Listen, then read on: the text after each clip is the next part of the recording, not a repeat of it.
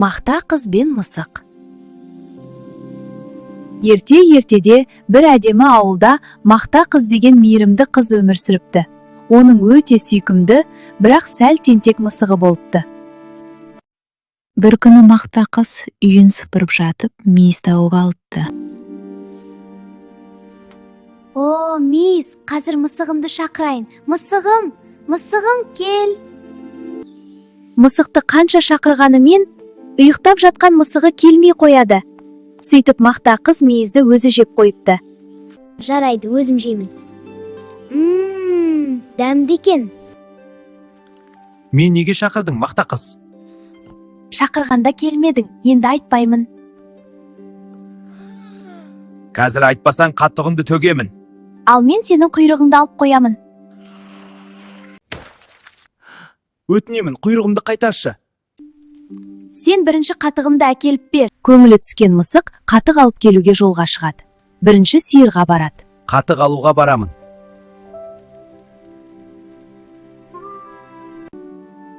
Сиыр, маған қатық берші.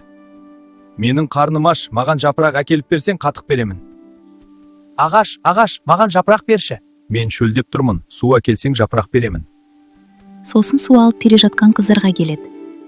Қыздар, маған су беріңдерші. Сен бізге сағыз әкеліп берсең, біз саған су береміз. Қыздардан шығып дүкеншіге келеді. Дүкенші, маған сағыз берші. Сен маған жұмыртқа әкеліп берсең, саған сағыз беремін. Дүкеншіден шығып тауықтарға келеді. Тауық, маған жұмыртқа берші. Сен маған дән әкеліп берсең, саған жұмыртқа беремін. Енді не істеймін деп басы қатып тұрғанда, ін қазып жатқан тышқанды көреді. Қане, жаныңның барында айт, үйіңде не бар? Үйде бір тостақ дәнім бар. Тап, қазір алып шық.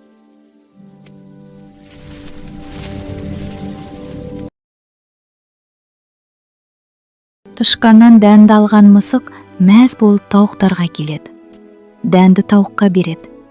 Тауық болса мысыққа жұмыртқа береді. Жұмыртқаны алып дүкеншіге береді. Дүкенші оған сағыз береді. Сағызды алып қыздарға береді. Қыздар оған су береді. Суды алып ағашқа құяды. Ағаш оған жапырағынан береді. Жапырақты әкеліп сиырға береді.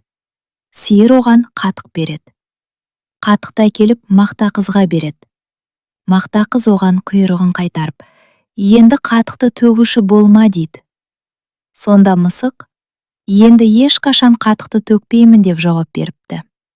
Сонымен екеуі қайтадан тату тәтті өмір сүріпті. Осымен ертегіміз аяқталды. Ал біз оқырмандарға ертегі ұнаған болса, лайк басып пікір жазып кетуін сұраймыз, иә? Тіркеліп кетіңіздер. Рахмет балаларым.